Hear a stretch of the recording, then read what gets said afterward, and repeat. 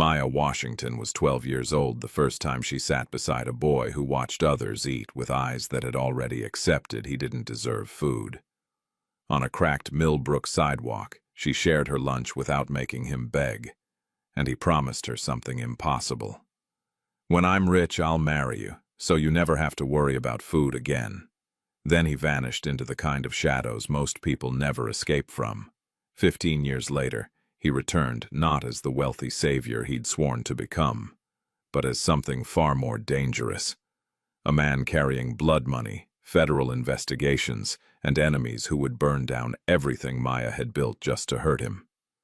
Today, she was about to discover that childhood promises survive impossible distances, that the hungriest children sometimes become the most complicated men, and that one shared sandwich could cost her everything she'd ever worked for, or give her the one thing she'd never let herself want.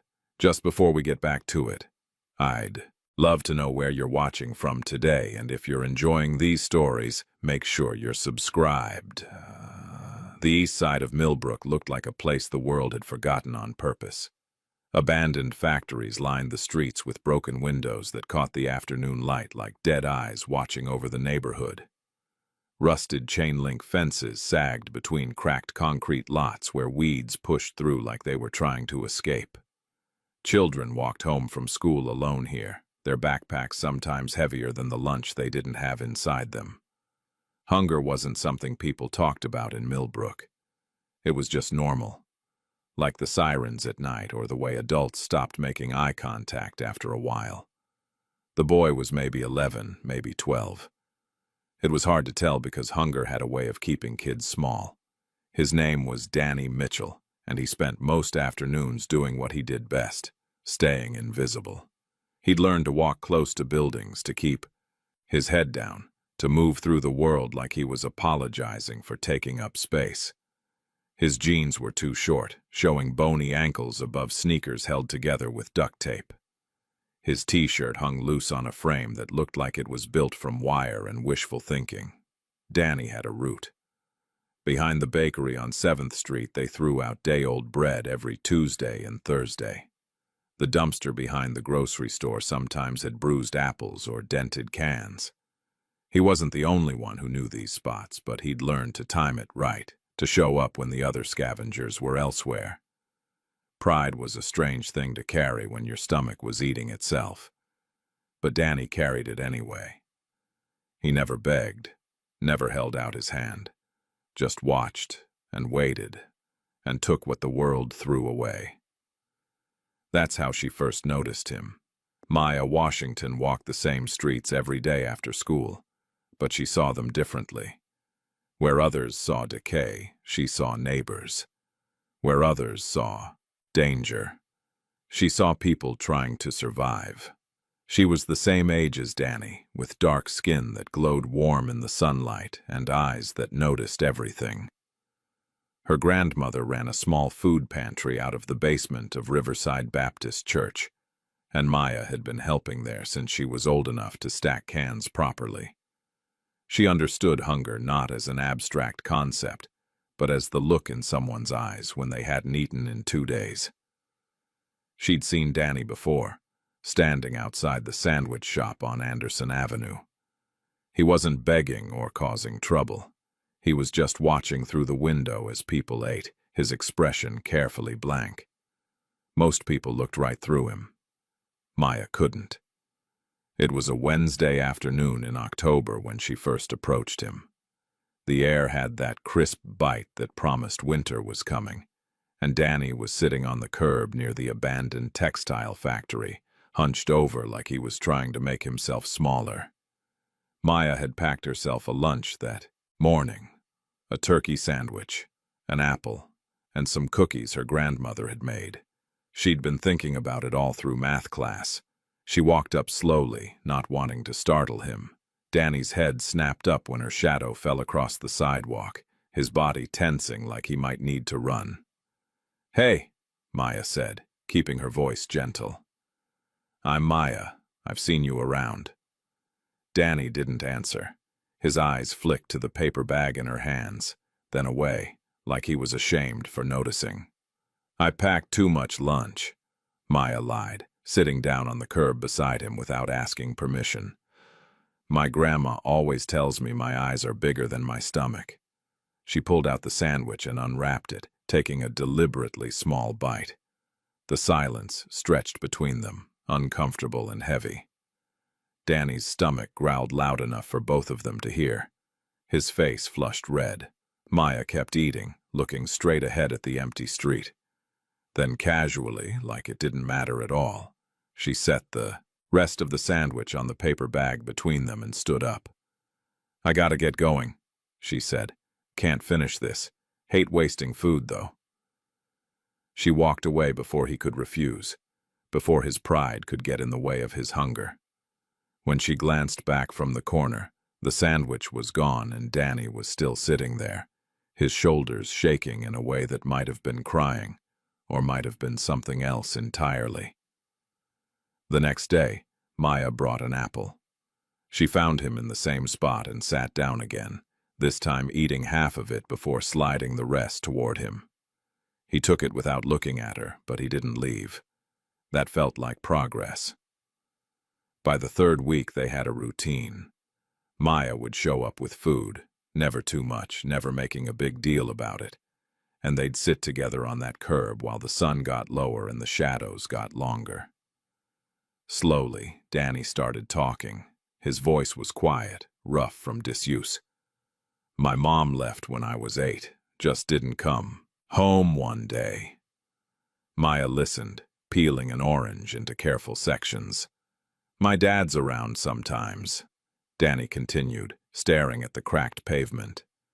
"When he's not drinking, he works at the plant. When he is drinking, which is most of the time, he forgets I exist. I don't mind that part, honestly. It's worse when he remembers." "Where do you sleep?" Maya asked gently. Danny shrugged. "Depends. Sometimes the laundromat if it's cold. Sometimes the basement of the old Parker building. There's a janitor there who doesn't lock the door all the way. Sometimes I just walk until I'm tired enough that it doesn't matter where I am." Maya's chest hurt listening to him. She thought about her own home, small, cramped, her mother working 2 jobs and always exhausted, her grandmother getting sicker. But there was always food, always warmth, always someone who knew if she came home. "My mom works at the hospital and cleans offices at night," Maya said, sharing herself in return. "My grandma's sick, really sick, but she still runs the pantry because she says nobody should go hungry in a world this full of food." She looked at Danny directly. "We don't let people go hungry." That's what she always says. For the first time, Danny looked back at her, really looked at her. Something passed between them, an understanding that didn't need words. But understanding didn't make things easy. One afternoon, Maya made the mistake of approaching him while other kids from school were around. She held out a sandwich wrapped in a napkin, smiling, not thinking about how it might look. The other kids saw. They laughed. "Danny's got a girlfriend who has to feed him. Poor Danny can't even buy his own lunch. Charity case needs his little helper." Danny's face went dark with humiliation. He slapped the sandwich out of Maya's hand, sending it tumbling into the gutter. "I don't need your pity," he snarled, his voice cracking. "I don't need anything from you." He stormed off, leaving Maya standing there with the other kids still laughing. She didn't cry. She just picked up the ruined sandwich and walked home, her heart heavy. That night, she made 2 peanut butter and jelly sandwiches. She walked to the basement of the Parker building, found the unlocked door Danny had mentioned, and left 1 sandwich just inside, wrapped carefully in a napkin folded, so the bread wouldn't dry out. She didn't leave a note. She didn't wait to see if he'd find it. The next day, the napkin was on the curb where they usually sat, folded neatly. Danny was there too, his eyes red-rimmed. "I'm sorry," he said. Maya sat down beside him. "I know. You're not helping me because it makes you feel good, are you?" he asked quietly. "I'm helping you because you shouldn't have to be hungry," Maya answered. "That's all." After that, things changed. They weren't just two kids sharing food anymore. They were friends. They talked about everything and nothing. Maya told him about wanting to open a community center someday, a place where kids wouldn't have to choose between eating and pride. Danny told her he wanted to be rich, not for cars or houses, but so he'd never depend on anyone's kindness to survive. Not your kindness, he clarified quickly. Just, I don't want to owe the world anything. The world already owes you, Maya said firmly. You shouldn't have to live like this. They sat by the old chain-link fence near the factory, the metal rusted orange and brown, and talked about futures that seemed as impossible as flying. But when you're 12 and hungry, and the world has already broken most of its promises, impossible dreams are sometimes all you have left. It was a cold November afternoon when Danny made his promise. Maya had brought him the last piece of bread from her own dinner, wrapped in a napkin still warm from her grandmother's kitchen. He took it with both hands, like it was something precious. "When I'm rich," he said suddenly, the words tumbling out, half desperate, half defiant. "I'll marry you, so you never have to worry about food again, so you never have to take care of everyone else and forget about yourself." Maya laughed, startled, but when she saw his face, serious, almost frightened by his own vulnerability, her eyes filled with tears. "Then you better survive long enough to do it," she said, her voice thick. Danny nodded, solemn as a vow. "I will." But survival wasn't guaranteed in Millbrook. The darkness that lived in the neighborhood's shadows had been watching Danny for a while. Men who made money from desperation had noticed a smart, hungry kid with no one to protect him. They saw opportunity where others saw tragedy. The gangs that controlled the East Side weren't like in the movies. They were quieter, more organized. They recruited kids by offering what they needed most: money, protection, belonging. Danny had dodged them so far by being nobody, but nobody couldn't stay invisible forever. One evening, December, Danny didn't show up at the fence. Maya waited until dark, until her mother called her home. The next day, nothing. The day after that, nothing. On the fourth day, she found him. He was behind the abandoned factory, sitting against the wall with his knees pulled to his chest. His face was bruised, purple and yellow spreading across his cheekbone. His lip was split. When he saw Maya, he tried to smile, but it came out wrong. "Danny, what happened?" "Nothing." His voice was hollow. "Just some guys." "What guys?" Maya demanded, crouching beside him. "We need to tell someone." "No." The word came out sharp, almost violent. "No police, no social services, no adults. They'll just make it worse." "Then tell me what happened." Danny was quiet for a long time. When he finally spoke, the words came slowly, like each one cost him something. "There are these guys. They run deliveries, packages. They needed someone small, someone who could move fast, someone nobody pays attention to. They said it was easy money. Just run a package from point A to point B. Don't ask questions." He touched his bruised face carefully. "I said no. They didn't like that." "We can go to my grandmother's church," Maya said urgently. "They help people. They can put me in the system," Danny interrupted bitterly. "Foster care if I'm lucky. Group home if I'm not. You think that's better? You think I'm safer there?" "I think you're not safe here." "I'm not safe anywhere," Danny said flatly. "That's the point." They sat in silence as the sun went down and the temperature dropped. Maya wanted to argue, wanted to fix this, wanted to make everything okay with the same determination she brought to feeding hungry people. But some kinds of hunger couldn't be fixed with sandwiches. "I have to leave," Danny said finally. Maya's heart stopped.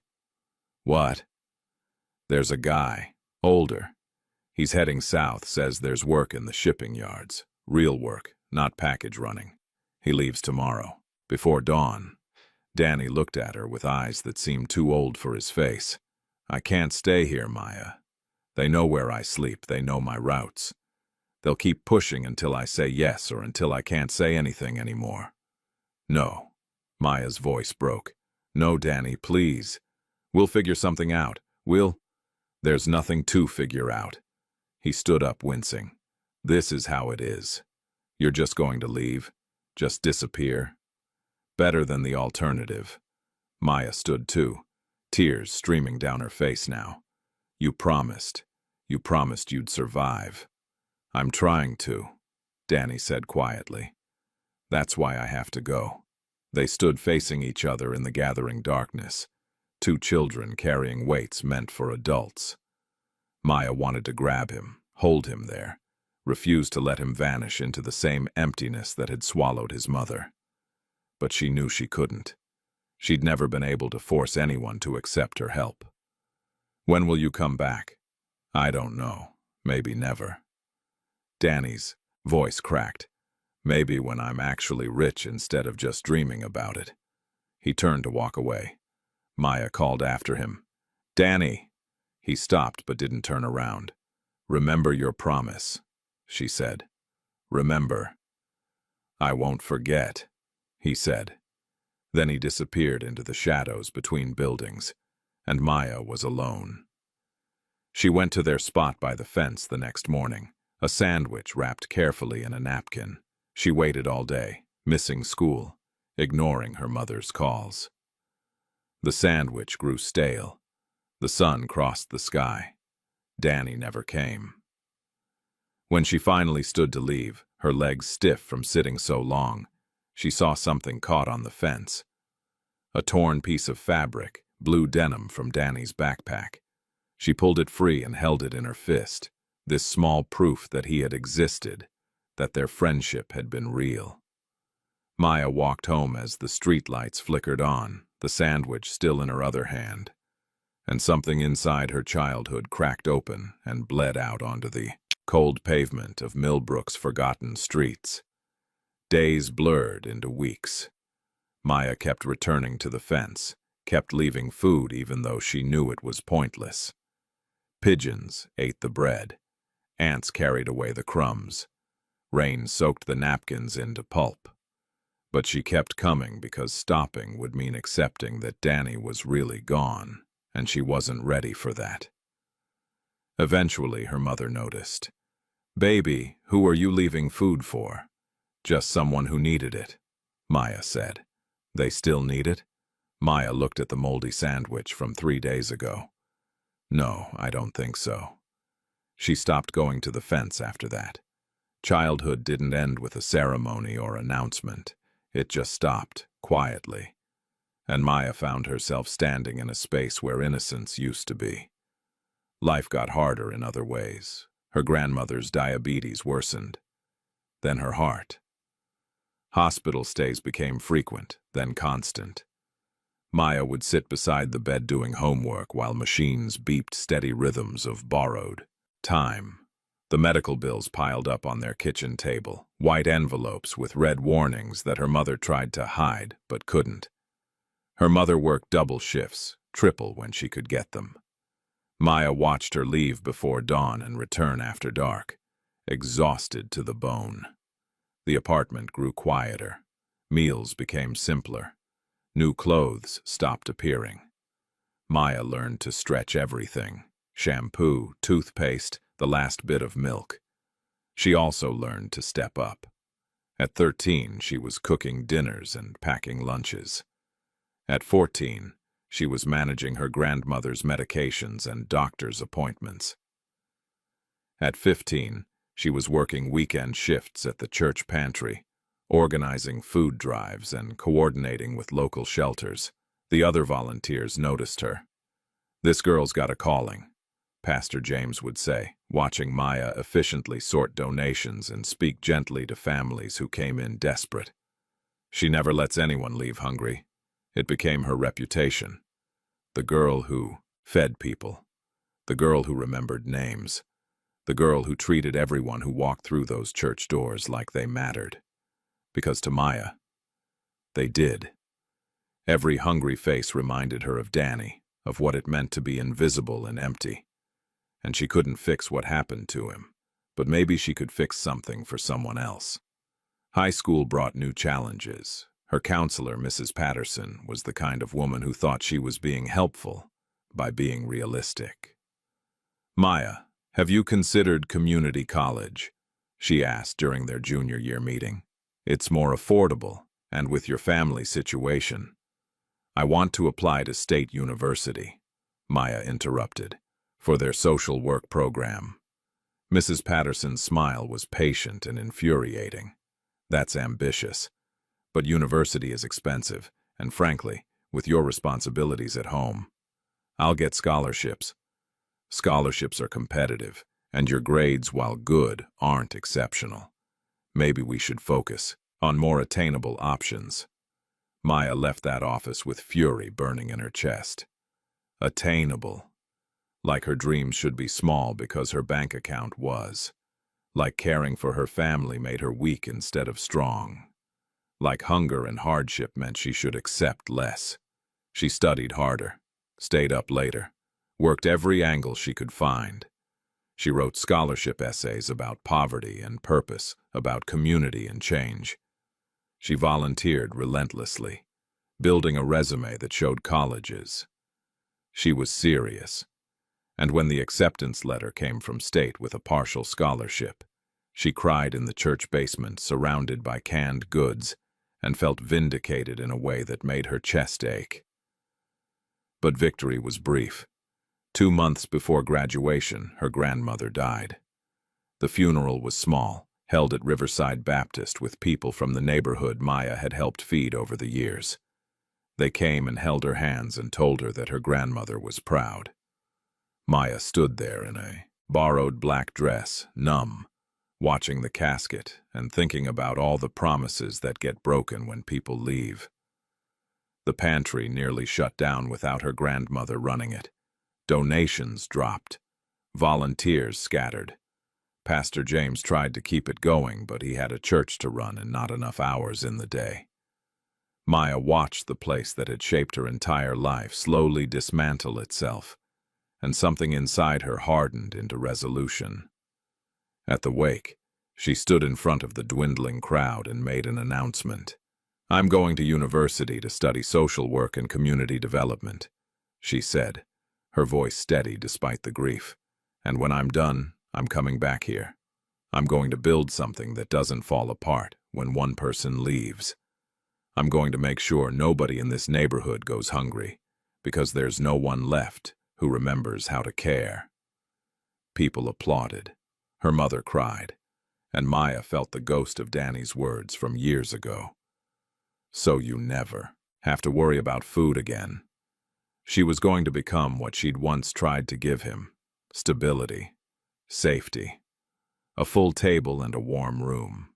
Not for herself. She'd never needed those things for herself. But for everyone else who did.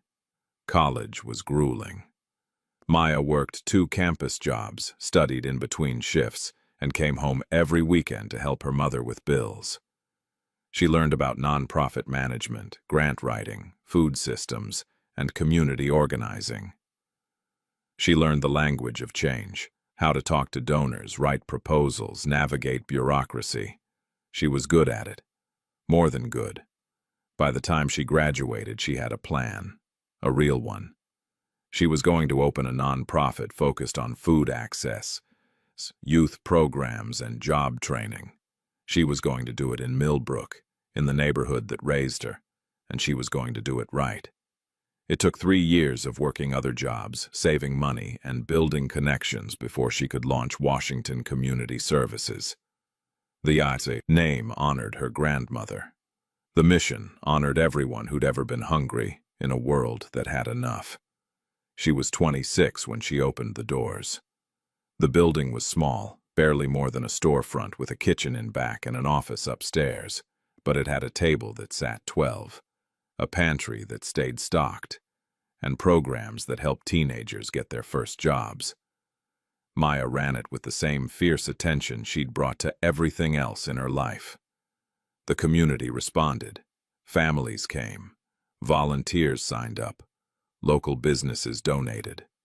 Maya was everywhere at once, writing grants at 3 in the morning, serving meals at noon, teaching resume workshops in the evening. She was exhausted constantly and had never felt more alive. People respected her. They called her Miss Maya, brought her coffee, thanked her for everything she did. But respect didn't pay bills, and non-profits ran on hope and fumes more often than actual money. She was constantly scrambling for funding, dealing with donors who wanted to help on their terms, navigating the complex politics of charity in a neighborhood that had been forgotten by everyone who had the power to actually fix things. Still, she persisted. This was her purpose. This was what she was meant to do. Then Marcus entered her life. He was a social worker who collaborated with Washington Community Services on youth programs, kind, steady, idealistic in a grounded way. He noticed Maya immediately. How could he not? She was magnetic, all focused energy and passionate conviction. He started finding reasons to stop by, bringing coffee, offering to help with paperwork, making her laugh when she was stressed. "You should take a break sometime," he said one evening, watching her organize donation schedules at 8 p.m. "Can't. Too much to do. Even revolutionaries need to eat, Maya." She looked up, smiled tiredly. "I eat. When?" She couldn't remember. They started dating, sort of. Coffee that turned into dinner. Dinners that turned into longer conversations. Marcus was sweet. He understood her work because he did similar work. He made her feel seen in ways she hadn't in years. He talked about building a future together, about partnership and shared purpose. Maya tried. She really did. But every time he talked about the future, about moving in together, about marriage someday, about building something permanent, she felt herself pulling back. There was a part of her heart that stayed locked, unreachable, like she was waiting for something she couldn't name. After 6 months, she ended it. They were sitting in his car outside her apartment, and he'd just asked if she could see them getting serious. "I don't know," Maya admitted quietly. "What don't you know?" "I don't know if I can give you what you need. I don't know if there's space in my life for this. I don't know if—" She stopped, frustrated with herself. "I'm sorry, Marcus. You deserve someone who can be all in. That's not me." He was hurt, confused. "Is it the work? Because I understand. It's not the work, it's me." Maya looked at him helplessly. "There's something I can't explain, something that won't let go." They parted as friends, but Maya felt the loss anyway. Not because she loved him, she hadn't, not really, but because it reminded her that something inside her was broken in a way she couldn't fix. She threw herself deeper into work. The organization grew. More programs, more people served, more impact. But there was a ritual she kept that she never told anyone about. Once a year, on the anniversary of the day Danny disappeared, Maya walked past the old fence. It had been repainted once, then left to rust again. The factory was still abandoned. The street still broken. She never stayed long. Just long enough to remember. Just long enough to wonder what happened to that skinny boy with scared eyes who promised her something impossible. Then one year, everything started falling apart. The email came from her largest donor, a foundation that had been supporting Washington Community Services for 3 years. "Due to strategic restructuring, we will not be renewing funding for the next fiscal year." Maya read it 5 times, her stomach sinking. That grant was 40% of her operating budget. Without it, they couldn't make rent, couldn't pay staff, couldn't keep the doors open. She scrambled, applied for emergency funding, reached out to other donors, cut costs everywhere she could. But nonprofit funding was brutal and unpredictable, and desperation didn't make grants appear faster. 2 weeks later, her landlord delivered another blow. Rent was increasing by 30%. "It's the market," he said with fake sympathy. "Whole neighborhoods being redeveloped. Property values are rising. Maya had 60 days before she'd have to shut down. 60 days before she'd have to tell families who depended on her programs that there was no more help coming. 60 days before, everything she'd built would disappear like it had never existed.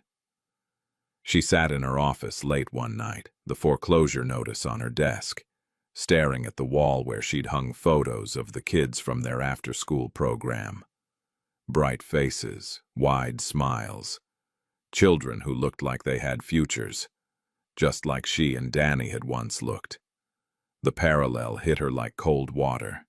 She'd promised herself she would become stability for others, and now that stability was evaporating.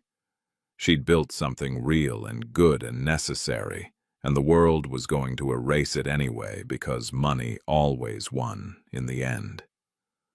Maya put her head down on the desk and let herself cry, really cry, for the first time in months. For her grandmother, for her organization, for the boy who'd promised to come back when he was rich and never did. For every broken promise this neighborhood had swallowed.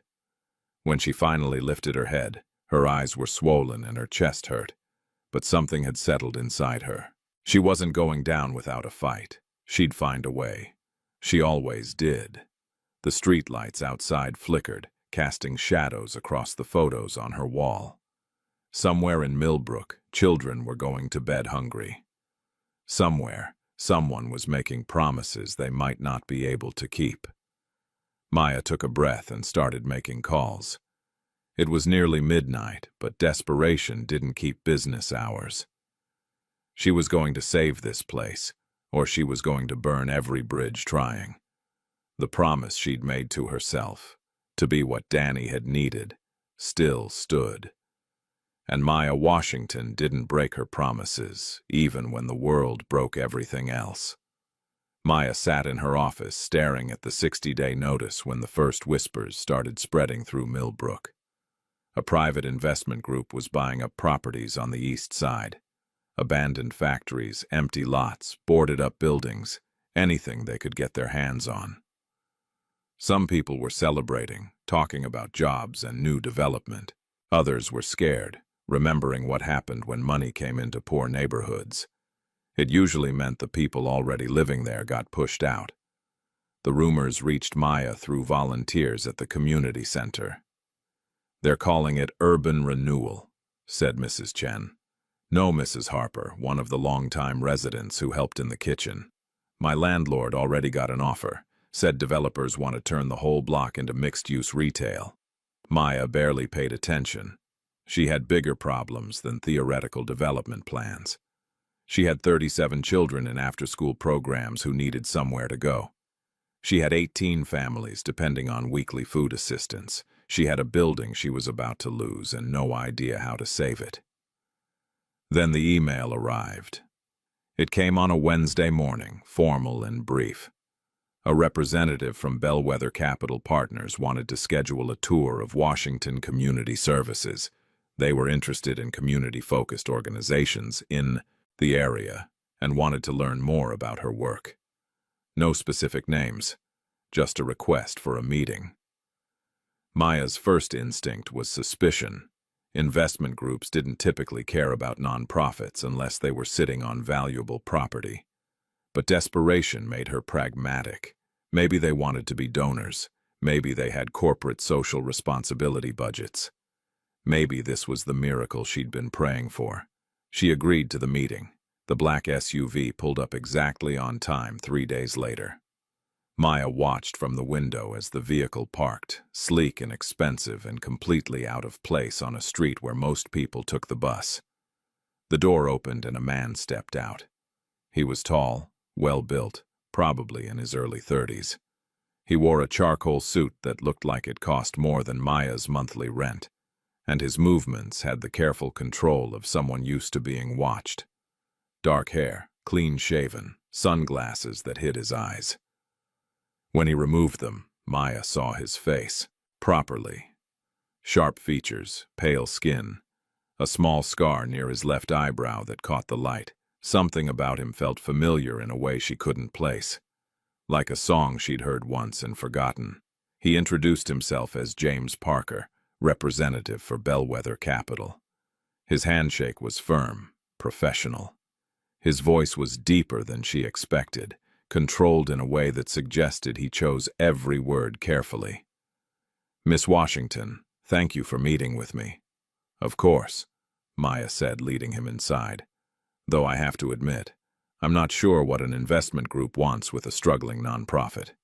"We're interested in the community," he said smoothly. "Understanding the existing infrastructure before we invest in development." Maya gave him the tour, showing him the kitchen where they prepared meals, the classroom space where kids did homework, the small pantry stocked with donations. She explained their programs, their mission, their impact. She'd given this tour 100 times to potential donors, and she had the pitch down perfectly. But James Parker wasn't listening like a donor. He was listening like someone taking notes for a test. His questions were oddly specific. How long had she been running this place? What made her start it? How did she choose this neighborhood specifically? "I grew up here," Maya answered. "This is my community. And you always wanted to do this kind of work?" Maya paused at the question. The way he asked it felt personal, like he actually wanted to know rather than just making conversation. "I saw a lot of hunger when I was young," she said carefully. "Saw what it did to people. I wanted to make sure kids today didn't have to go through that." Something flickered across his face, too quick to identify. He turned away, looking at the industrial kitchen with equipment that was old but clean and well-maintained. "You run a tight operation," he said. "We do what we can with what we have." He walked slowly through the space, his expensive shoes echoing on the worn linoleum. He stopped at one section where the floor tiles were cracked in a familiar pattern, touched the edge of the counter, stared at the ceiling like he was mapping the building in his mind. For long moments, he was completely silent, and Maya found herself studying him more carefully. The scar near his eyebrow, the way he held himself, tense and alert, the controlled voice that didn't quite match the intensity in his eyes. Who was this man, really? "Why did you start feeding people?" he asked suddenly, turning to face her. The question was too intimate for a business meeting. Maya felt defensive without knowing why. "Because someone once needed it," she answered, the words coming from somewhere deep and old. "Because hunger is solvable and letting people suffer when you can help is unforgivable." His jaw tightened. His hands, which had been relaxed at his sides, curled into fists and then deliberately loosened. Maya watched him, struggle with something internal, saw him win, saw his expression smooth back into professional neutrality. "That's admirable," he said quietly. The tour ended awkwardly. James Parker thanked her for her time, said his group would be in touch, and left with the same careful control he'd arrived with. Maya stood at the window, watching the SUV disappear and feeling unsettled in a way she couldn't explain. The next morning, her bank called. A significant donation had been deposited into Washington Community Services account. Anonymous. No note. Just enough money to cover 3 months of operating expenses and pay the increased rent. Maya stared at the deposit confirmation in disbelief. This didn't happen. People didn't just drop tens of thousands of dollars into struggling nonprofits with no explanation. She called the bank back, demanded to know the source. All they could tell her was that it came through a corporate account with privacy protections. She called the email address James Parker had used. No response. She tried searching for Bellwether Capital Partners online and found only the barest shell of a website with no real information. It was like the company existed just enough to be legal, but not enough to be real. 2 days later, James Parker returned. No SUV this time. He pulled up in a modest sedan, and he was dressed differently. Jeans, a simple button-down shirt, no tie. He looked less like an investor and more like a person. "I want to make you an offer," he said when Maya met him at the door, her arms crossed and her patience thin. You want to explain that deposit first. I believe in what you're doing here. I want to fund your expansion. Nobody funds expansion for free. What do you want? To stay involved, he said. I want to be part of how this organization grows. I want input on decisions, transparency on programs, regular updates on impact. Maya studied him carefully. Why? Because this work matters. That's not an answer. James Parker looked at her directly, and for a moment, his careful mask slipped. Maya saw something raw underneath, something hurt and desperate, and trying very hard not to show. It's the only answer I can give you right now, he said. Against her better judgment, Maya agreed to another meeting. They spent hours going over financials, program models, expansion possibilities. James knew things he shouldn't know, about the neighborhood, about poverty, about how hunger worked in communities that had been forgotten. He asked about her methods, why she folded napkins a certain way when packing lunches, why she always made sure to sit with people when they ate instead of just handing out food and leaving. It matters that they're not alone, Maya explained. Hunger is isolating. People feel ashamed. If you sit with them, share the space, it becomes less about charity and more about community. James was quiet for a long time after that. Then he said, almost too softly to hear, You still do it the same way. What? Nothing, He stopped himself. It's a good approach. Over the following weeks, James became a regular presence. He showed up to volunteer, to observe programs, to discuss strategy. He was generous with money but careful with words. Maya found herself looking forward to their conversations, even as she grew more confused about who he really was. One afternoon, she was sorting through old photos for a grant application, when James stopped by unexpectedly. She had pictures spread across her desk, images of the neighborhood from different decades, including some from her childhood. James froze when he saw them. Can I look? He asked, his voice strange. Sure. He picked up a photo of two kids sitting by a rusted fence, their backs to the camera. The image was old, grainy, taken by someone from the church youth program years ago. Maya barely remembered it being taken. James stared at that photo for a full minute without moving. This fence, he said finally. Where was it? By the old textile factory. It's still there, actually, or what's left of it. Do you remember the kids in this picture? Maya looked closer. Two children, maybe 11 or 12. One clearly her. She recognized her old jacket. The other was smaller, hunched over like he was trying to disappear. That's me, she said, pointing. The other kid, I knew him, briefly. He left town a long time ago. James set the photo down carefully like it might break. When he looked up, his eyes were wet. You folded the napkins so the bread wouldn't dry out, he said quietly. You always sat on the curb, not the steps, because the curb felt less official, less like charity. You hated seeing people embarrassed, so you made it casual, like you were just hanging out, and you never, ever made anyone beg. Maya's heart stopped. The room tilted.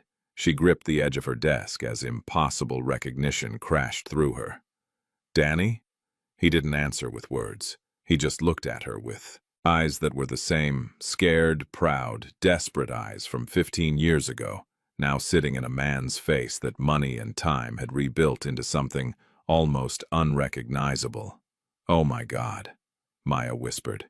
Danny, you're alive. Barely, he said, and his voice finally cracked open. Most days, barely. They stood there in her small office, the space between them filled with 15 years of absence and a promise neither had forgotten.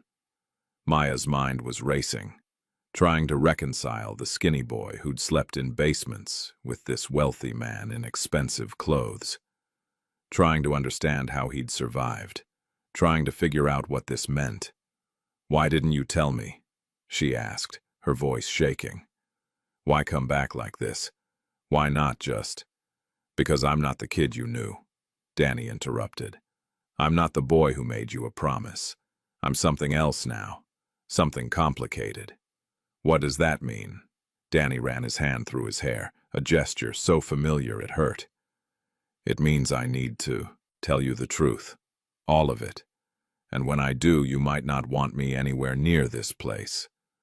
Maya pulled out a chair and sat down heavily. "Then you better start talking." Danny didn't come back for 2 days. When he finally returned, it was late evening, and the community center was empty except for Maya finishing paperwork. He didn't knock, just walked in like he'd been gathering courage for hours. "I tried to find out who you really are," Maya said without looking up. "James Parker barely exists. Bellwether Capital is a shell. Everything leads nowhere." "That's intentional," Danny said, closing the door behind him. "The less I exist on paper, the safer certain things stay." "What things?" He sat down across from her, and for the first time since his return, he looked genuinely frightened. Not the controlled wariness he usually carried, but actual fear. "When I left Millbrook, I was 12 and desperate. The guy I left with, his name was Carl. He said we were going to shipping yards for real work. He lied. We went to Atlanta, and he sold me to a crew that ran packages for people who made money disappear." Maya's stomach turned. "Sold you?" "Not like that. More like indentured. I owed him for the ride, the food, the place to sleep. The debt kept growing. The only way to pay it off was to work, so I worked."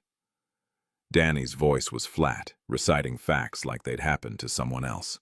"I was small, fast, forgettable. Perfect for moving things people didn't want noticed.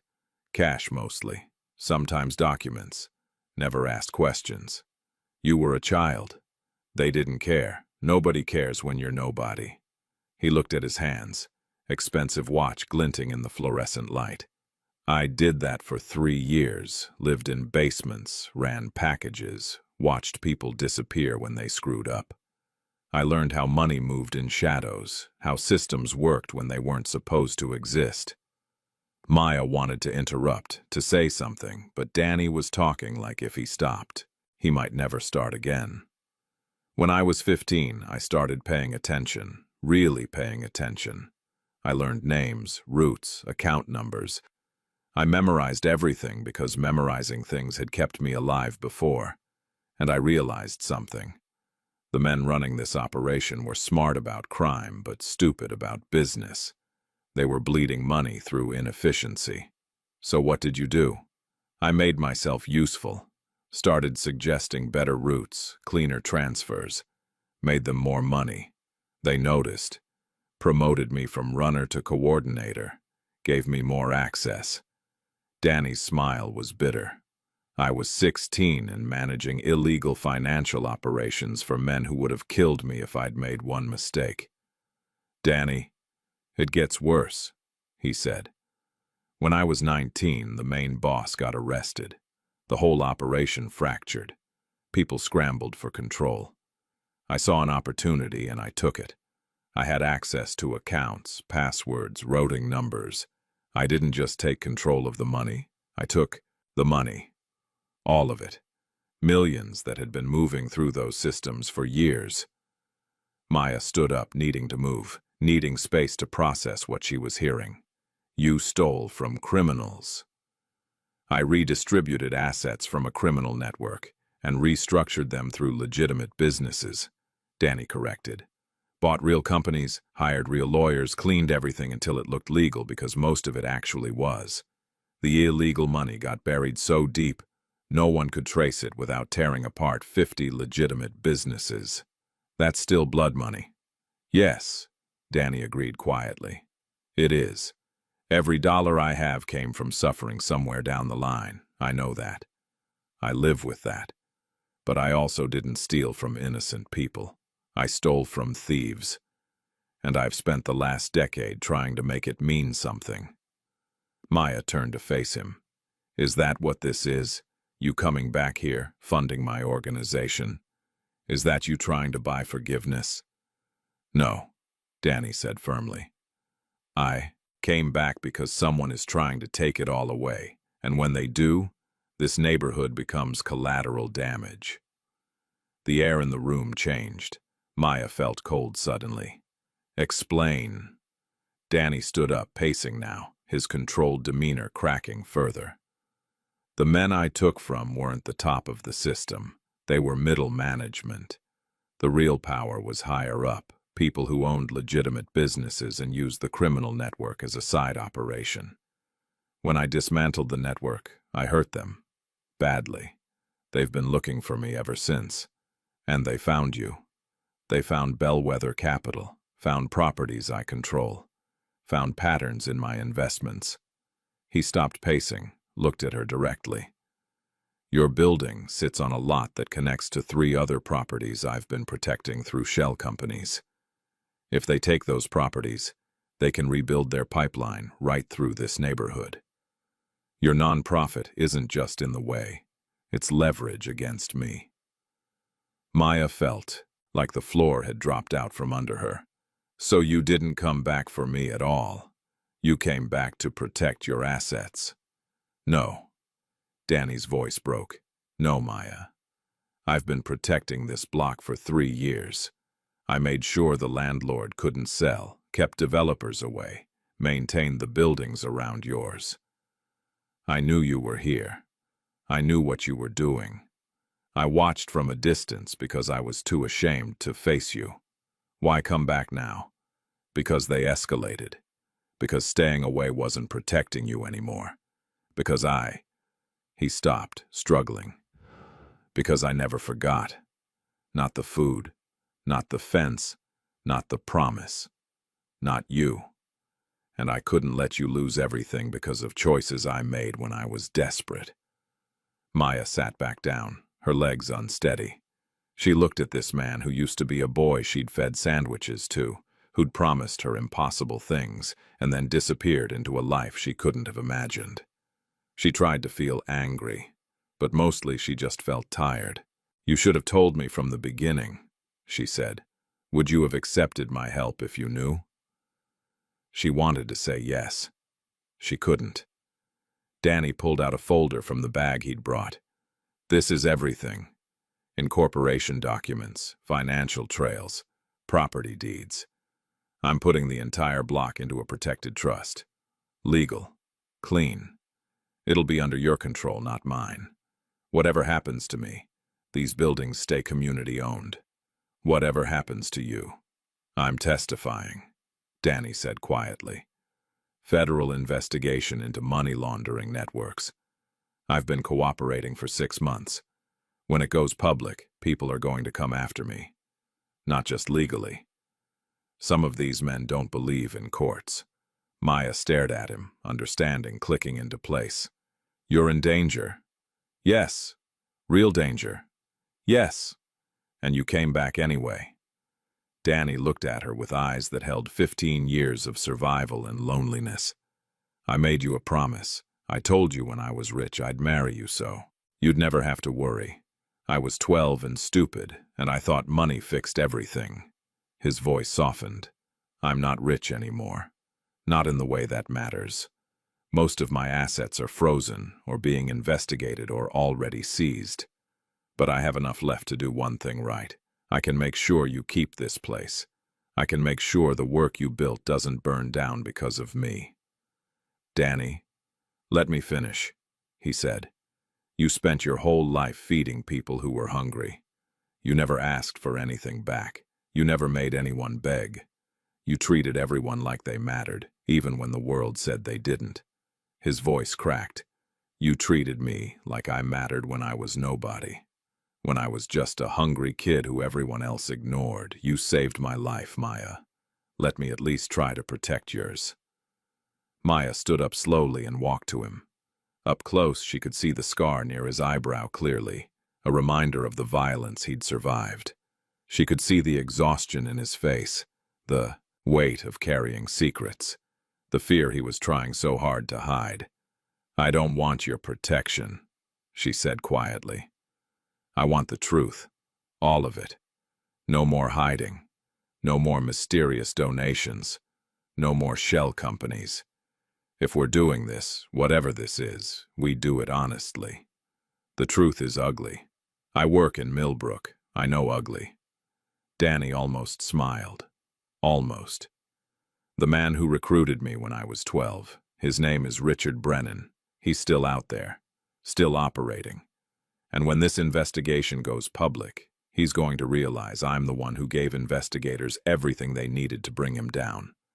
That includes records of child trafficking, labor exploitation, money laundering through youth programs, everything. Good, Maya said fiercely. He deserves to burn. He's going to come after everything I care about first. Danny said. That includes you. For the first time since Danny had revealed himself, Maya felt truly afraid. Not for her organization or her building, but for the people in it. The children in after-school programs, the families who depended on meal services, the volunteers who showed up every day to help. What do we do? She asked. We're careful, Danny said. I've hired security. They're watching the building already. I've got lawyers ready to move if anything happens, and I've made sure that if something happens to me, everything transfers to the trust immediately. You'll be protected legally. And physically? Danny's expression darkened. I'm working on that. They stood in the quiet office, surrounded by photos of children and donation charts and grant applications. All the evidence of Maya's life work, now sitting in the crosshairs of a war she'd never asked to join. I should have stayed away, Danny said quietly. I should have protected you from a distance and never told you who I was. No, Maya said firmly. You should have come back 15 years ago and let me help you. We could have figured it out together. I was ashamed. I was dirty. You were a child who survived the only way you could, Maya interrupted. And yeah, you made choices I don't agree with. You built something on foundations that aren't clean. But you also came back. You're trying to make it right. That has to count for something. Danny looked at her like she'd just offered him salvation he didn't deserve. I don't know how to make it right. I don't know if I even can. You start by being honest. You keep being honest. And we figure out the rest together. Together, Danny repeated, like the word was foreign. That's what you said, wasn't it, when we were kids? You said when you were rich you'd marry me so I'd never have to worry. Maya's smile was sad. You're not rich anymore. I'm still worried. But we're both here. So maybe we start with that. Danny's phone buzzed urgently. He looked at the screen and his face went pale. What? Maya asked. Security alert. Someone tried to access the property records for this building an hour ago. They were blocked, but... He looked up at her. It's starting. They know I'm involved here. Maya felt her heart rate spike. What do we do right now? Right now? Danny moved toward the door. Right now I make sure you're safe. Then we prepare for war. He left quickly, already making calls on his phone, his voice low and urgent. Maya stood alone in her office, looking at the folder of documents he'd left behind. Property trusts, legal protections, blood money trying to become clean. Outside, sirens wailed in the distance. The Millbrook night settled over broken streets and fragile hope. And Maya Washington realized that the boy who'd promised her safety had come back as a man surrounded by danger, and she'd just agreed to stand beside him anyway. She picked up her phone and started making her own calls. If they were preparing for war, she needed her community ready. Because whatever was coming, she wasn't facing it alone, and neither was Danny. Not anymore. The break-in happened 3 nights after Danny's confession. Maya arrived at the community center early, her arms full of donation forms and grant applications, to find the front door standing open. Not forced. Just open. Like someone had a key. Her heart dropped. She pulled out her phone, ready to call Danny's security team. but made herself walk inside first. The main room looked untouched. Kitchen intact. Tables in place. She moved to her office and felt her stomach turn. File cabinet stood open, folders scattered across the floor. Her computer was still there, still locked. Nothing valuable taken. But every donor file, every volunteer record, every document with names and addresses, gone. Someone had come in, taken specific information, and left everything else behind. This wasn't robbery. This was a message. Maya called Danny. He answered on the first ring like he'd been waiting. "My office was broken into," she said, her voice steadier than she felt. "They took donor files and volunteer records. Nothing else." Silence on the other end. Then quietly, "I'm sending a team. Don't touch anything. I'll be there in 10 minutes. He arrived in 8. 2 other men came with him, professional and silent. They swept the building, checked for bugs, examined the locks. Danny stood with Maya in her ransacked office, his face carved from stone. "They're mapping your network," he said finally, "seeing who's connected to you, who matters to you. Why? Because hurting you means hurting me, and they want me to know they can reach anything I care about." Danny's jaw tightened. "I should have had better security. I should have—" "This isn't your fault," Maya interrupted. "Everything happening to you right now is my fault," Danny said flatly. "I brought this to your door." One of the security team members approached, holding something small. Found this under her desk. Listening device. Professional grade. Maya felt violated in a way the missing files hadn't managed. Someone had been listening to her conversations, her phone calls, her private moments in the space she'd built. Danny took the device, examined it, and his expression went dark. "This is Richard's signature. He wants me to know it was him."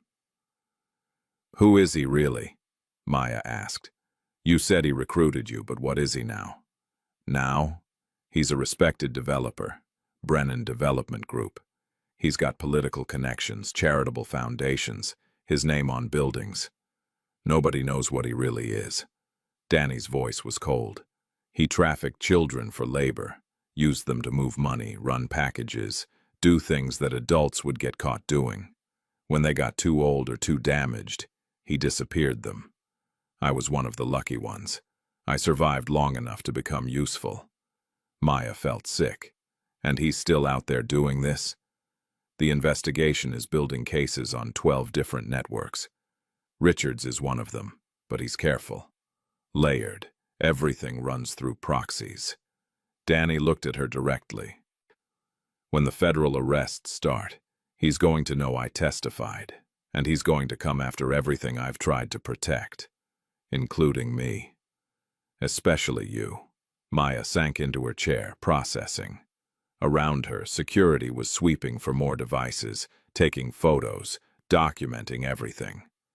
Her safe space had been invaded. The people who trusted her were now exposed. And all because a man she'd fed sandwiches to 15 years ago had come back carrying shadows. "Tell me about the property," she said. "You said my building sits on something important. What exactly?" Danny pulled up a map on his phone, showed her the block layout. "See these lots? Brennan Development Group has been quietly buying them for 2 years. Shell companies, offshore accounts, intermediaries. They've got everything except these 3 buildings." He pointed. "Your nonprofit, the laundromat next door, the church on the corner. I've been protecting all 3 through holding companies." "Why does he want them?" "Because this neighborhood is about to explode in value. The city approved a transit expansion.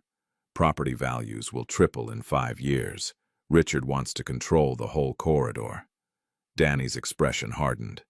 "But more than that, he wants to hurt me. Taking these properties destroys my protection, displaces the people I'm trying to help, and proves he's still in control. So what's his next move? Legal pressure first. Zoning challenges, code violations, inspections. He'll try to force you out cleanly, When that doesn't work, Danny stopped. When that doesn't work, what? He'll get creative. Over the next 2 weeks, the legal assault began exactly as Danny predicted. City inspectors showed up unannounced, found violations that didn't exist the day before, issued citations for problems that couldn't be fixed fast enough. Zoning appeals appeared claiming the nonprofit violated commercial use restrictions. Anonymous complaints flooded the health department about food handling. Maya fought every single one. She hired lawyers Danny recommended, filed counter-complaints, documented everything. But it was exhausting and expensive and clearly coordinated. Every time she solved one problem, 2 more appeared. Her board members started getting nervous. 3 resigned, citing political complications. Volunteers began pulling back, scared by the sudden scrutiny. Donations slowed as negative stories circulated online. Nothing provably false, just insinuation and doubt. Someone was running a systematic campaign to isolate and weaken Washington community services. "They're choking you out," Danny said during one of their late-night strategy sessions. "Death by 1,000 cuts. No single thing big enough to fight, just constant pressure until you collapse." "I'm not collapsing," Maya said stubbornly. "I know. That's what scares me." The attacks expanded beyond the nonprofit. Maya's personal social media filled with bots and trolls. Her mother received strange calls at odd hours. Volunteers reported being followed. The message was clear. Proximity to Maya Washington came with consequences. But Maya refused to back down. If anything, the attacks made her more determined. She held a press conference, invited local media, and spoke openly about the intimidation. "Someone is trying to force this community center to close," she said, cameras rolling. "They're using legal harassment, anonymous complaints, and scare tactics. They think hunger and fear will work on us the way it works everywhere else. They're wrong." The press conference went viral locally. Other nonprofits came forward with similar stories. Journalists started asking questions about Brennan Development Group and their aggressive acquisition tactics. Maya had turned the light on, and things that lived in shadow started squirming. Richard Brennan responded by going public himself. He announced a major revitalization initiative for Millbrook, complete with glossy renderings and promises of jobs and affordable housing. He positioned himself as a community savior while subtly framing Maya's nonprofit as an obstacle to progress. "Some organizations, despite good intentions, stand in the way of meaningful development," Brennan said in interviews, never naming Maya directly but making it obvious. "We need to think bigger than small charity programs. We need systemic change." Danny watched the press coverage with barely contained rage. "He's flipping the narrative, making you the problem." "Let him try," Maya said. "People here know me. They know this organization. They know what we actually do." But knowing wasn't always enough. The legal pressure intensified. A judge ruled in favor of a zoning challenge. Maya had 30 days to modify her operations or face closure. The modifications required were impossible. Commercial kitchen standards that would cost hundreds of thousands of dollars to implement. Danny offered to pay for the renovations. Maya refused. If I take your money for this, it proves his point," she argued, "that I'm connected to you, that this is about your fight, not community need." "It is about my fight," Danny said desperately. "You're caught in the middle of my war." "No," Maya corrected firmly. "This is also my fight. He's trying to erase work that matters. He's trying to displace families who have nowhere else to go. This stopped being just about you the moment he targeted actual people." They were in her office late at night when Danny finally broke. The mask of control he'd maintained since returning cracked open, and Maya saw the terrified boy underneath. "I watched people disappear," he said, his voice raw. "When I was 13, there was another kid. His name was Marcus. He talked back to one of Richard's men. They took him outside and he never came back. We all knew what happened. We all knew to keep our heads down after that. Danny's hands shook. I survived by becoming what monsters wanted. I learned their language, played their game, became someone they could use. And the whole time, I told myself it was temporary, that I'd get out and become different. You did get out, Maya said softly. I took their money and their methods and built my own empire. That's not getting out. That's just changing addresses. He looked at her with eyes full of old pain. You fed me when I was hungry. You treated me like I mattered. And what did I become? I became exactly like the men who starved me in the first place. Maya walked over and took his shaking hands in hers. You're not like them.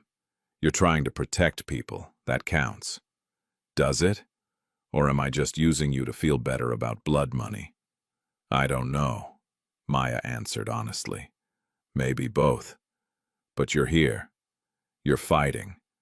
That has to mean something. Danny pulled her close, desperately, like she was the only solid thing in his world. Maya held him and felt the weight of everything he'd survived alone.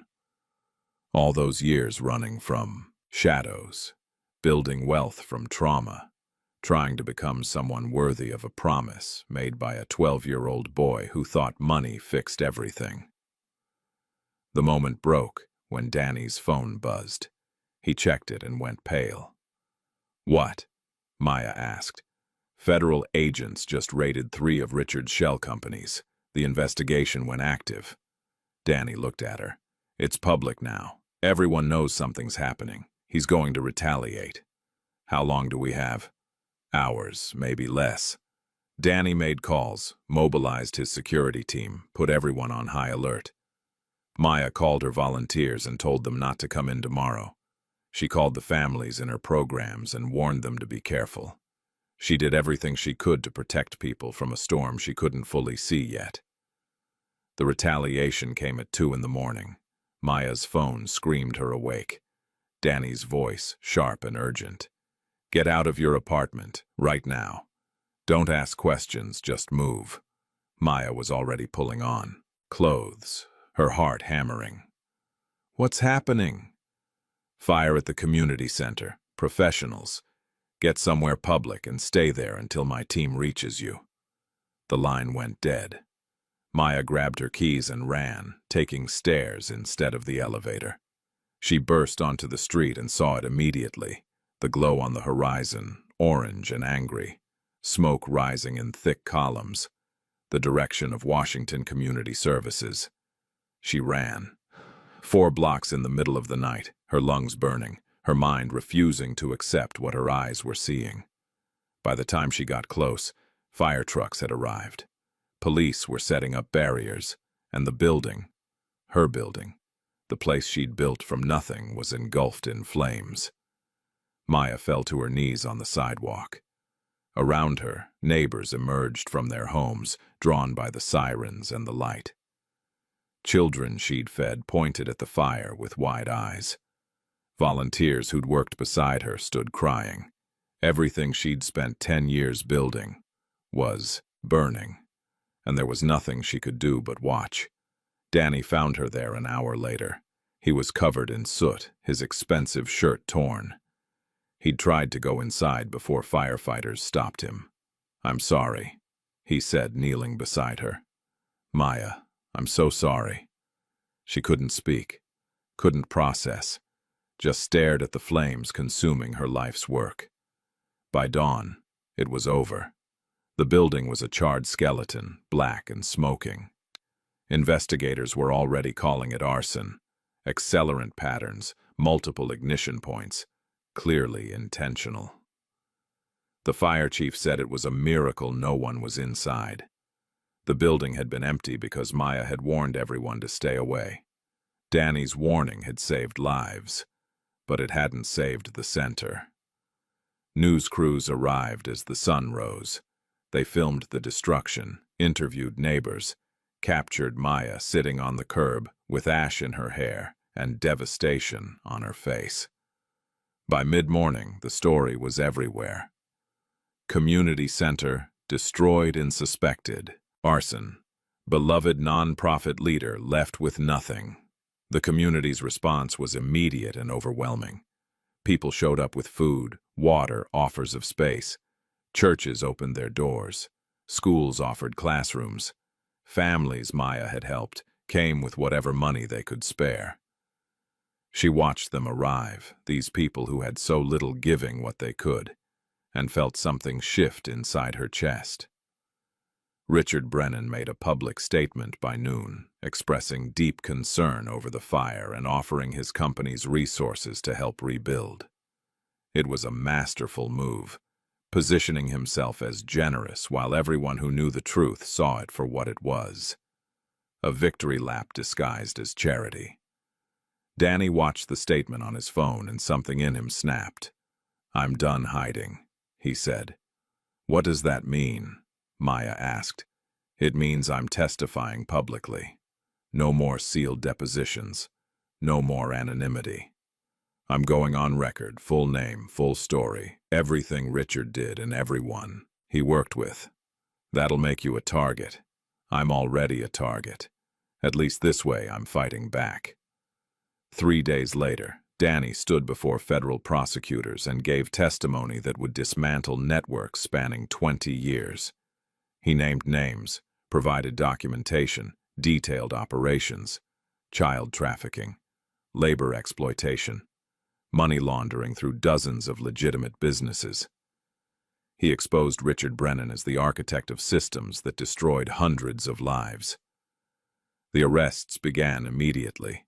Lower-level operators first, then managers, then executives. Accounts froze.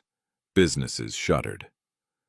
The web Richard had built so carefully began to tear apart as prosecutors followed the threads Danny had provided. Media exploded. Danny's story became headline news. Former victim turned whistleblower, destroying the network that enslaved him. His face was everywhere, his name trending, his past exposed in granular detail. Maya watched it unfold from a donated office space in a church basement. She was trying to rebuild operations, but it was overwhelming. The fire had destroyed not just the building, but years of records, equipment, supplies. She was starting from scratch while dealing with traumatized volunteers and displaced program participants. And through it all, she fielded calls from reporters wanting to know about her connection to Danny Mitchell, the mystery whistleblower who'd apparently been funding her organization. "No comment," she said to each one. "We're focused on serving our community." But the questions kept coming. Was she involved in his criminal activities? Had she known about the money laundering? Was their relationship romantic or financial? The insinuations were clear. Maybe Maya Washington wasn't the hero everyone thought. Danny called her after the fourth hit piece. "I'm making everything worse for you," he said. "I should disappear again. Let you rebuild without my baggage." "Don't you dare," Maya said fiercely. "We're in this. Together, remember? Together means you lose everything. I already lost everything. The building's gone, Danny. My programs are scattered. My reputation is getting shredded. Disappearing now doesn't fix that. It just means I lose alone." Danny was quiet for a long time. "I don't know how to make this right." "Then stop trying to fix it alone. Let me help you the way you're trying to help me." That night, they held an emergency community meeting. 200 people crammed into Riverside Baptist Church. Volunteers, program participants, donors, neighbors. Maya stood at the front with Danny beside her, and they told the truth. All of it. Danny's past, the criminal money, his testimony, Richard Brennan's retaliation, the fire, the attacks, everything that had been happening in shadows brought into the light. "I know this is complicated," Maya said to the silent crowd. "I know some of you are angry that I didn't tell you earlier. I know you have questions about where our funding came from. You deserve answers, and I'm giving them to you now." She talked about meeting Danny as a child, about the promise he made, about his return and the danger he brought with him, about her choice to stand with him anyway, because the alternative, letting men like Richard Brennan win through fear, was unacceptable. "We can rebuild," Maya said. "We can do it clean, with community donations and legitimate funding. It'll be harder and slower, but it'll be ours. Completely ours." She looked at Danny. "And he's not going anywhere. He's part of this community, whether people like it or not." The room erupted in debate. Some people stood to defend Maya. Others demanded accountability. A few walked out. It was messy and emotional and real. When the meeting finally ended 3 hours later, Maya was exhausted, but somehow lighter. The secrets were out. The truth was told. Whatever came next, at least it wouldn't be built on lies. But Richard Brennan wasn't finished. The legal assault intensified. His lawyers filed suit against Danny, claiming defamation and tortious interference. They subpoenaed records, froze more accounts, filed injunctions. The goal was clear: bury Danny in legal costs until he couldn't fight back. Then they came after Maya directly. Anonymous complaints claimed she'd knowingly accepted criminal proceeds. The IRS opened an investigation into Washington Community Services finances. Her nonprofit status was challenged. Every donation, every grant, every transaction suddenly under scrutiny. "They're trying to destroy your credibility," Danny's lawyer explained. "If they can make you look complicit, your community support collapses." "Let them try," Maya said. "My books are clean. I didn't know where Danny's money came from, and the donations he made were legal when they were made." Legal isn't the same as innocent in public opinion. Maya knew he was right. The court of public opinion was already judging her, and facts didn't matter as much as perception.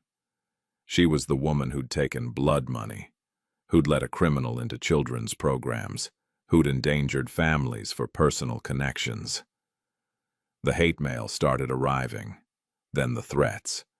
Someone spray-painted "criminal lover" across the church where she was operating from. Volunteers received messages warning them to stay away from her. Parents pulled their kids from programs. Maya sat in the donated office space late one night, reading the hate mail and feeling the weight of it all crushing down. She'd tried to do good. Fed people, helped families, built something meaningful. And now it was all being painted as corrupt. Danny found her there, tears streaming down her face as she read letters telling her she was destroying the community she'd spent her life serving. "I can't do this," she whispered. "I can't fight them and rebuild and defend myself all at the same time." Danny knelt in front of her chair. "Then don't. Walk away. I'll make sure you're taken care of, financially. You can start over somewhere else. Running isn't walking away. It's giving up. Sometimes giving up is surviving." Maya looked at him through her tears. "Is that what you did? All those years running packages, changing names, building empires from stolen money. Was that surviving or giving up?" Danny flinched like she'd hit him. "That was different." "No, it wasn't. You did what you had to do with what you had. So did I. And I'm not stopping now just because it's hard." Maya wiped her face roughly. "Richard wants me to run. He wants me isolated and broken. If I leave, he wins. If I stay and fight, maybe we both survive. Or maybe we both burn," Danny said quietly. "Then we burn together," Maya said. "That's the promise, isn't it? The real one, not the fantasy version from when we were kids. The promise is standing together even when everything is falling apart." Danny pulled her into his arms, and they held each other in that borrowed office while the hate mail scattered around them and the world tried to tear everything down. Outside, sirens wailed. Inside, two people who'd survived impossible things alone tried to figure out how to survive together. That's when Danny's phone rang. He answered, listened, and his face went white. "They took my mother," he said. Maya's blood froze. What? My father died years ago. My mother, she's been in a facility upstate. I've been paying for her care anonymously. Someone just took her from the hospital. Left a note. His hands shook holding the phone. It says Richard wants to talk. Maya grabbed his arm. You can't go, it's a trap. I know. Then we call the police, FBI, someone. And say what? That a woman was taken by unknown people who left an unsigned note.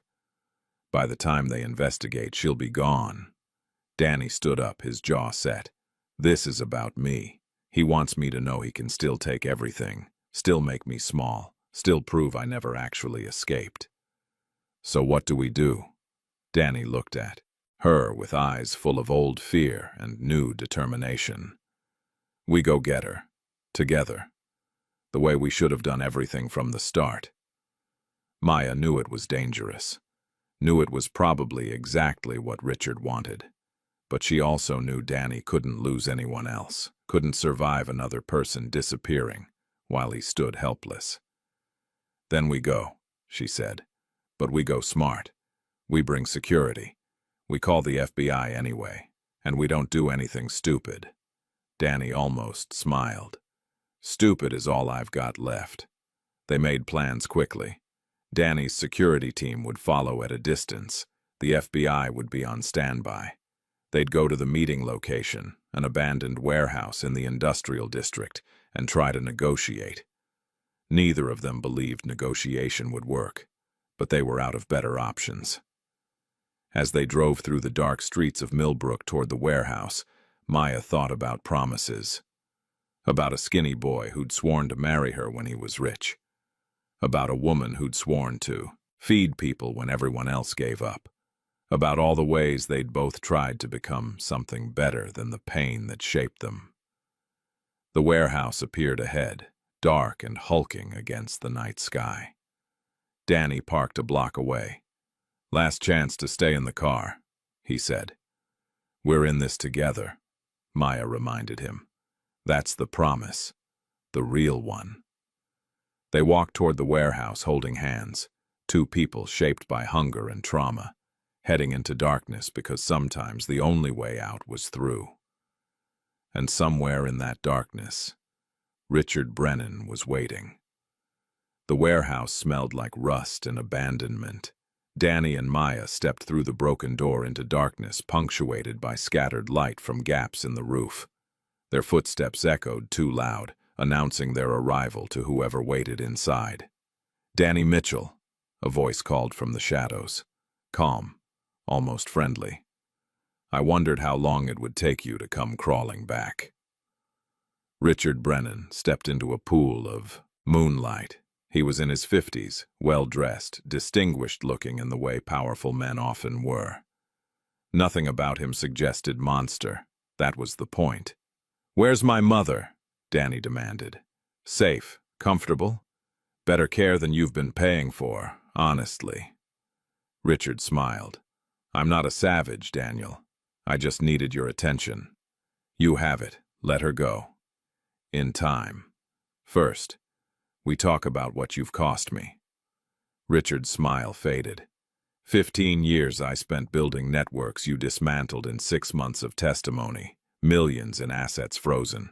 Associates arrested. My reputation damaged. He took a step closer.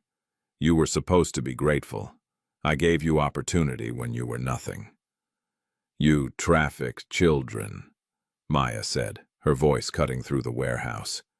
You enslaved them, used them, destroyed them. Richard looked at her with mild interest, like she was an unexpected but not entirely unwelcome interruption. Miss Washington, the bleeding heart who thinks sandwiches solve systemic poverty. You've caused me considerable inconvenience. Good, Maya said flatly. Richard laughed. You know what's beautiful about people like you? You think moral superiority is armor. It's not. It's just another weakness to exploit. He turned back to Danny. Here's what's going to happen. You're going to recant your testimony. Claim you were coerced.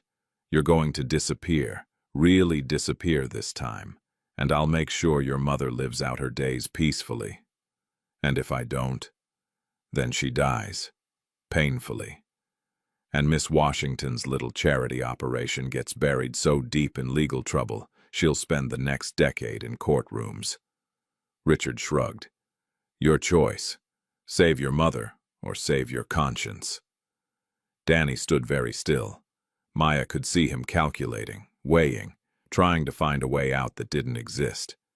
This was the trap Richard had laid. Forced Danny to choose between the people he loved and the justice he'd been fighting for.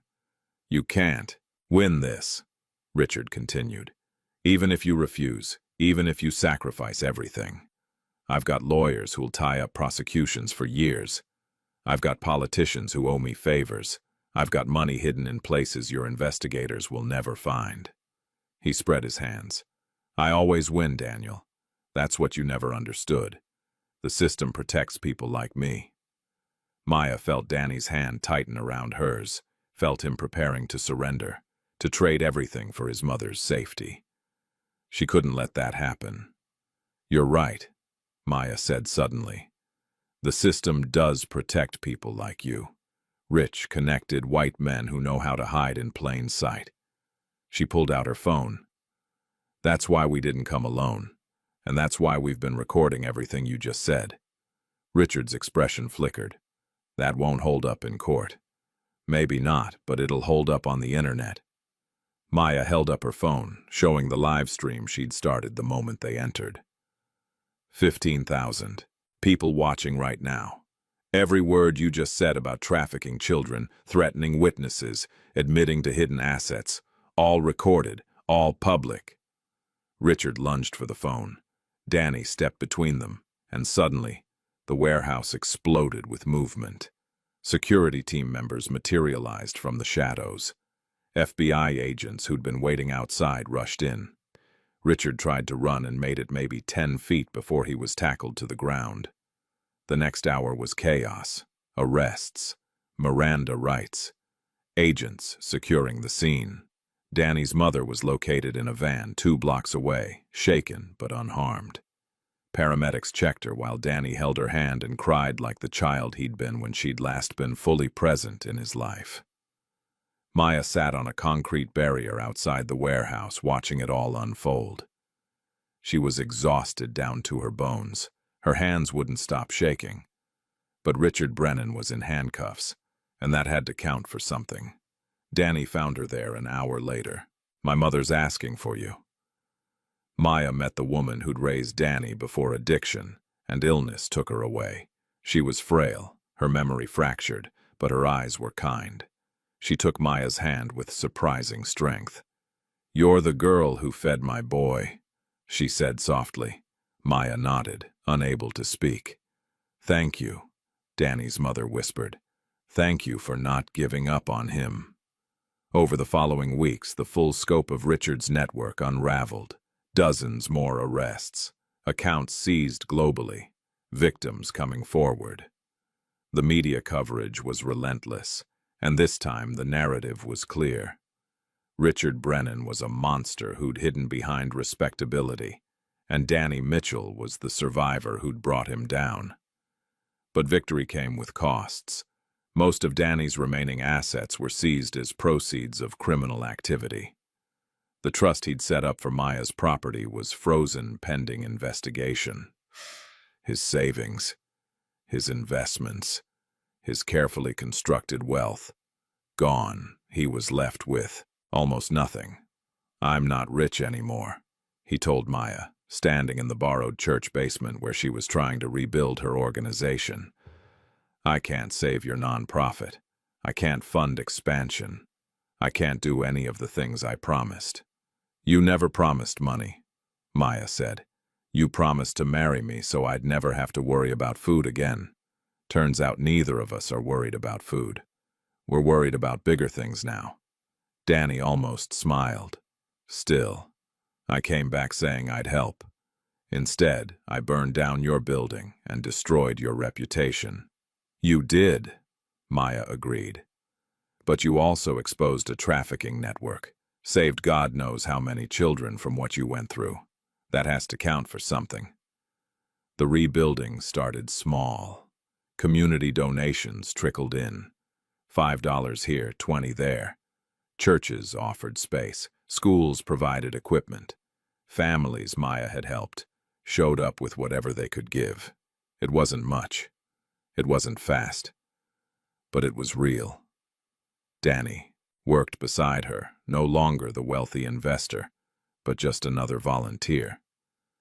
He stacked boxes, served meals, taught financial literacy classes to teenagers from the same streets that had nearly killed him. He was invisible again, but this time by choice. One afternoon, Maya found him sitting by the old fence where they'd first made their promises. The metal had been painted as part of a neighborhood art project, children's handprints in bright colors covering the rust. "You okay?" she asked, sitting beside him. "I've been thinking about what rich means," Danny said. "When I was 12, I thought it meant never being hungry.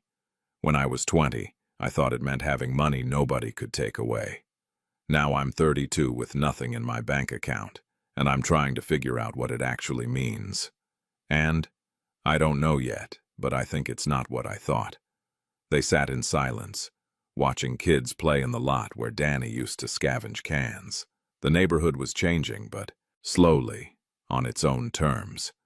Not through forced development, but through people choosing to stay, to rebuild, to make something lasting.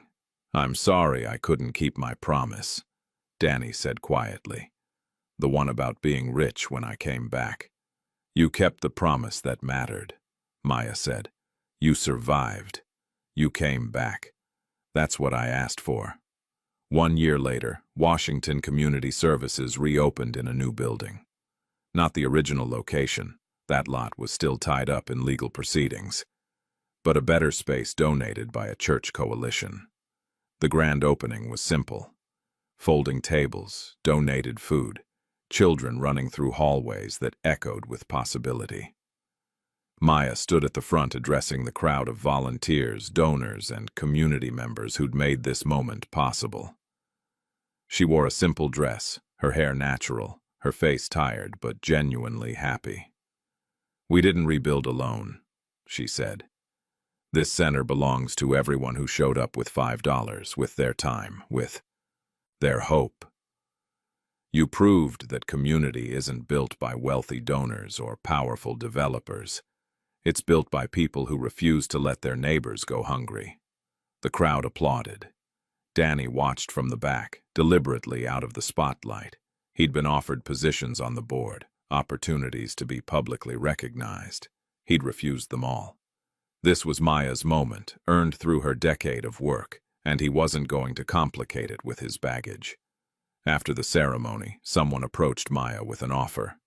A national nonprofit wanted her to lead their food justice initiative. Good salary, benefits, influence over national policy. Everything she'd theoretically want. She turned it down. "My work is here," she told them. "These streets raised me. I'm not leaving." Danny had found his own path forward. He worked for a small legal aid organization, helping trafficking victims navigate the court system. The pay was terrible. The work was brutal. But every kid he helped get free, every survivor he supported through testimony, every system he helped dismantle. It felt like paying a debt he'd never fully settle. He lived modestly in a small apartment near the center, walked to work, took the bus when it rained. Nobody recognized him anymore. The media had moved on to newer scandals. Richard Brennan was serving 30 years. The investigation had closed. Danny Mitchell was just another person trying to survive in Millbrook. The space between him and Maya remained complicated. They worked together, ate meals together, sat by the painted fence, sometimes talking about impossible things. But neither had named what existed between them. It felt too fragile, too weighted with history. Then one evening, during a community fundraiser dinner, someone made a joke about childhood sweethearts. Maya laughed and mentioned the promise Danny had made 15 years ago. "He said when he was rich he'd marry me," she told the table, smiling. "Guess I'm safe from that commitment. Everyone laughed, but Danny went quiet. Later, after the dinner ended and volunteers cleaned up, he found Maya sitting in the kitchen doing inventory counts. "I'm not rich anymore," he said without preamble. Maya looked up, confused. "I know. I don't have money. I don't have assets. I don't have anything impressive to offer you." Danny sat down across from her. "But I have something I didn't have before. I have a real name, real work, a real life that isn't built on blood money or lies." "Danny, let me finish," he said. "When I made that promise, I thought money was safety. I thought if I had enough wealth, I could protect you from everything that scared me. I was wrong. Money doesn't protect people. People protect people." Maya set down her clipboard, giving him her full attention. "You fed me when I was starving. Not because it made you powerful, but because you couldn't stand watching someone suffer. You've spent your whole life feeding people, building community, creating safety for others." Danny's voice cracked. "I want to spend the rest of my life helping you do that, not as a donor, not as a rich benefactor, just as someone who believes in what you're building and wants to be part of it." "Is this a proposal?" Maya asked quietly. "I don't know what this is," Danny admitted. "I just know that every version of rich I tried to become was wrong until I met you again. You showed me what actually matters. Connection, community, being there for people when things are hard." He reached across the table and took her hand. "I'm not asking you to marry money or status or security. I'm asking if you'll let me build a life with you. A real one, messy and complicated and probably difficult, but ours." Maya felt tears building. "You know what's funny? I spent 15 years building what I thought you needed. A safe place, food, community. I thought I was becoming what you'd lost. But what I actually needed was someone who understood why this work matters. Someone who'd been hungry and remembered what that felt like. Is that a yes?" "It's a, let's figure this out together," Maya said, smiling through tears. "No promises about marriage or forever. Just a promise to be honest, to show up, to not run when things get hard." "I can do that," Danny said. "I'm good at showing up now." They sat in that kitchen surrounded by donated cans and volunteer schedules, holding hands across a folding table, and something settled between them that felt like coming home. The wedding happened 6 months later. Not in a church or venue, but at the fence where they'd first made their promises. The metal was covered in children's handprints now, bright colors declaring that beauty could grow in forgotten places. Maya wore a simple white dress. Danny wore a suit from a thrift store that fit well enough. Pastor James officiated. The ceremony was short. No grand speeches about overcoming odds or beating the system. Just two people who'd survived impossible things, choosing each other in front of the community that had raised them both. When they exchanged rings, simple silver bands bought with actual saved money, Danny said, "I'm not rich, but I'm here." Maya answered, "Rich is being surrounded by people who won't let you starve." By that measure, we're both wealthier than we've ever been. The reception was a potluck in the community center. Volunteers brought food. Children ran wild. Former clients gave toasts. Danny's mother, clearer now with better care and medication, cried and hugged Maya like a daughter she'd thought she'd lost. At one point in the evening, Maya found Danny standing alone near the kitchen, watching people eat and laugh and celebrate. "You okay?" she asked. "I was just thinking," Danny said, "about what you said once. That rich is when nobody eats alone." He gestured to the crowded room. "Look at this. Nobody's eating alone. Nobody's hungry. Nobody's afraid. Not right now anyway," Maya said realistically. "Tomorrow, there'll be new problems, new hunger, new fear. But we'll be here tomorrow too," Danny said, "feeding people, building community. making sure nobody goes through what we went through. Maya leaned against him, and they watched their community celebrate together. The boy who'd promised to marry her when he was rich had come back broken and empty-handed. But somewhere in the breaking, he'd found what actually mattered. Not money or status or power, but connection. Purpose. The quiet, radical act of showing up for people who needed someone to notice they existed. "Did you ever imagine this?" Maya asked. "When you were 12 and starving?" "No," Danny admitted. "I imagined being rich enough that nobody could hurt me. Turns out that's not what I needed."